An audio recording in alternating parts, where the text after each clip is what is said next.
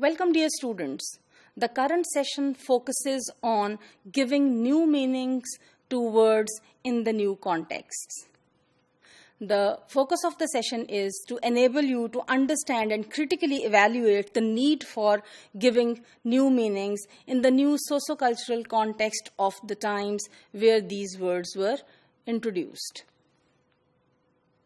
Well, my dear students, when borrowings were done in English language during the Renaissance period, during the early Renaissance period, and from 1500 to 1650, the borrowings were of various natures. They were borrowed sometimes more than once. What does it mean? Somewhere back in the history, if we trace the history, these words were borrowed, say in Old English or in early Middle English, they were borrowed, and then on the way, they were dropped off. Now, what happens? They are borrowed once again. Once again, they become a part of the language. I have some examples for you. Latin word episcopus and discuss.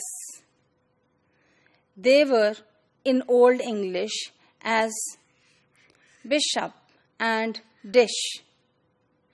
And we can notice they were borrowed again later, and our words episcopal and disc were made. Also, same is the root for the words dice and desk. In the same way, notice these words chaos, malignity, apparently. These were the words that earlier existed, then lost themselves on the way, and they were reintroduced in English language during what we call 16th century.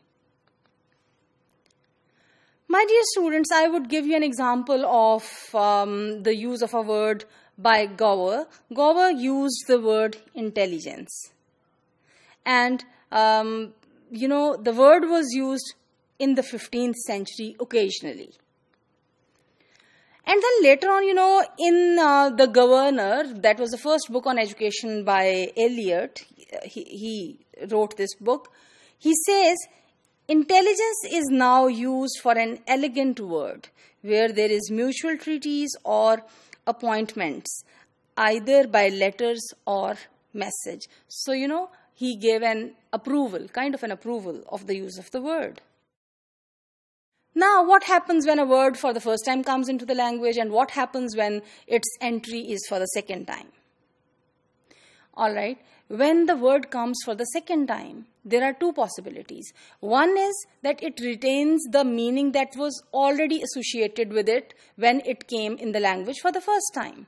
The second possibility is that when it comes again, when it comes for the second time, the meaning that is associated with it is changed. Now it has a different meaning.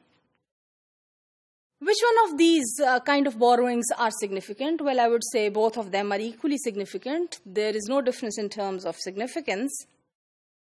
Notice the word fastidious. In 1440, when the word was used, it meant proud or scornful. A century later, just 100 years. In the history of languages, it's unlike human beings in this matter. In the history of languages, 100 years are like a very small period. More than usual Latin sense of the word, now it was being used for distasteful and disgusting. And actually, these meanings that were given to it in its second entry, modern meaning find their roots in. And that is why today, with the word fastidious, we attach the meanings of hard to be pleased, or to be fussy, or to be finicky, etc. Chaucer uses the word artificial. This is another example. Declination and hemisphere, with particular reference to astronomical sense. But in the present sense, how they are used, that has happened because in the 16th century, their use was modified and they were used in the general sense. Look at the word artificial. It is not related to astronomy only, like in Chaucer's times. In the 16th century, it was made more general in its use, and that is same the case now. Notice the word abject. It was found earlier in the sense of to cast off, rejected. However, when it was reintroduced with the present meanings that it has. My dear students, I would also like to give you the example of the verbs. Amongst the verbs like adapt, alienate, assassinate, benefit, etc., these are the words that we can notice that were borrowed. And, Milton introduced certain words, for example, disregard.